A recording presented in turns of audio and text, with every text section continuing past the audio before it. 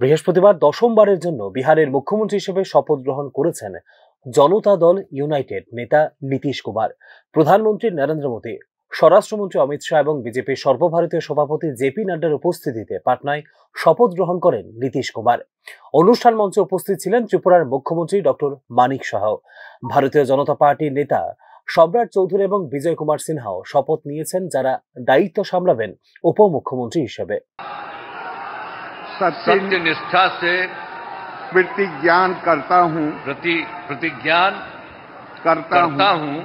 कि मैं विधि द्वारा स्थापित भारत के संविधान के प्रति सच्ची श्रद्धा और निष्ठा रखूंगा।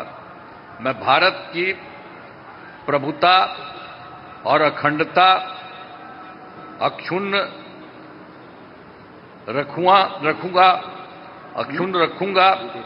मैं बिहार राज्य के मुख्यमंत्री के रूप में मैं अपने कर्तव्यों का श्रद्धापूर्वक और शुद्ध अंतःकरण से निर्वहन करूंगा तथा मैं भय या पक्षपात, अनुराग या द्वेष के बिना सभी सरकार के लोगों के प्रति संविधान और विधि के अनुसार न्याय करूंगा। मैं 2014 সাল থেকে 2015 সালের মধ্যে 9 মাস বাদে প্রায় 20 বছর ধরে মুখ্যমন্ত্রী দায়িত্ব পালন করেছেন নীতিশ কুমার। এর ফলে ভারতীয় রাজনীতিতে সবচেয়ে দীর্ঘ সময় ধরে মুখ্যমন্ত্রী থাকা ব্যক্তিদের একজন হলেন নীতিশ কুমার।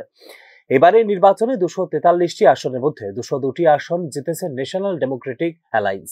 সরকার গঠনের জন্য 243 সদস্যের বিধানসভায় প্রয়োজন 122টি আসন। এই ক্ষেত্রে মাত্র 35টি আসন জিতেছে বিরোধী মহাজোট। এনডিএর অংশ হিসেবে নীতিশ কুমারের জেডিইউ জয়ী হয়েছে 85টি আসনে, যা 2020 সালের নির্বাচনের তুলনায় 43টি আসনের প্রায় দ্বিগুণ। বিজেপি 101টি আসনের মধ্যে 89টিতে প্রতিদ্বন্দ্বিতা করে আবির্ভূত হয়েছে একক বৃহত্তম দল হিসেবে। কেন্দ্রীয় মন্ত্রী চিরাগ পাসওয়ানের লোক জনশক্তি পার্টির দল জয়লাভ করেছে 19টি আসনে। 1998 থেকে 1999 সাল পর্যন্ত অটল বিহারী বাজপেয়ী সরকারে এবং 2001 থেকে 2004 সাল পর্যন্ত কেন্দ্রীয় রেলমন্ত্রী ছিলেন নীতিশ কুমার। 1998 থেকে 2001 সালের মধ্যে স্বল্প সময়ের জন্য কেন্দ্রে কৃষি ও ভূ পরিবহন মন্ত্রণালয়ের দায়িত্ব পালন করেছিলেন নীতিশ কুমার। অনুগত্য পরিবর্তনের জন্য পল্টুরাম থেকে সুশাসন বাবুর ডাকনাম, নিজের রাজনৈতিক কেরিয়ার সবই অর্জন করেছেন নীতিশ কুমার।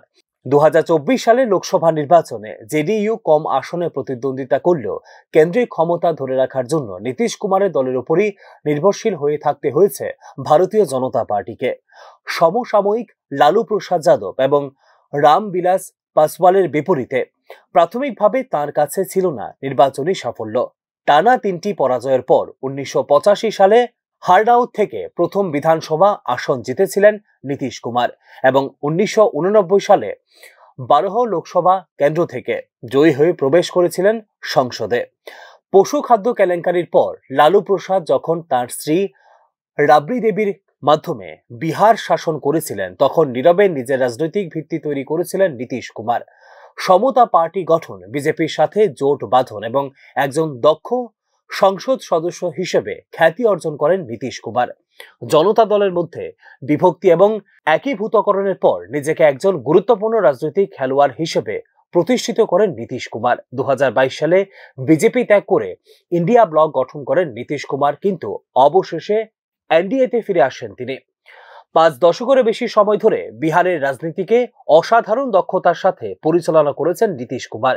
কৌশলগত জোটের সাথে শাসন ব্যবস্থার মিশ্রণ করে শুধুমাত্র বিহারই নয়, জাতীয় রাজনীতিতেও ধারাবাহিকভাবে আরো শক্তিশালী হয়ে উঠেছেন Nitish Kumar. Bureau report, news now.